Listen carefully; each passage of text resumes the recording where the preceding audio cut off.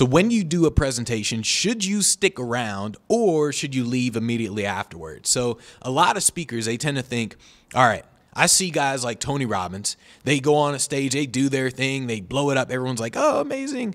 And then they immediately leave afterwards. Should you immediately leave afterwards, or should you just stick around, talk with people, hang out inside of the lobby and all that stuff? What exactly should you be doing?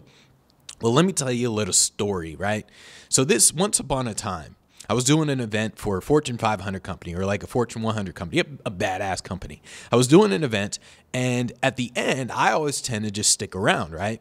So I stuck around, and it wasn't just after I step on the stage and after I'm done and then I kind of hang out there. It was no, everyone goes to the bar. So I went to the bar where everyone went as well, and I'm sitting there hanging out. I don't drink or anything, but I'm still just hanging out, talking with people. And then a little bit after that, the VP, he talked to me and walked up to me. He was like, man, it's actually pretty cool that you're just kind of hanging out. You're just talking with everybody and all that stuff. And I was like, oh, really? I was like, most speakers that you guys brought in, they don't hang out? He's like, oh, no, most of them, they just leave immediately, or if they don't leave immediately, they definitely don't hang out here. They just go back up to their hotel room. So I was like, well, that's because I'm just cool, right? I wear purple, so I'm cool, right? And so it was like a huge deal to him. And this not only happened with that one thing, that one Fortune 100 company, it happened with multiple meeting planners where they talk about it all the time. They're like, yeah, it's kind of cool that you tend to hang out.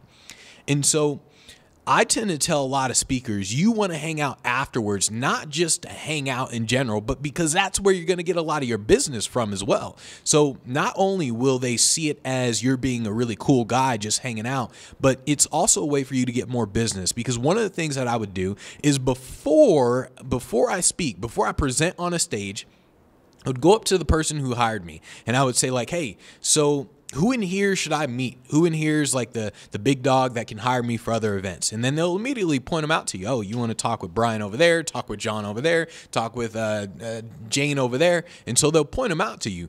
And so afterwards, those are the people I'm targeting. I'm like, all right, I got you. So those are the people that I'm targeting.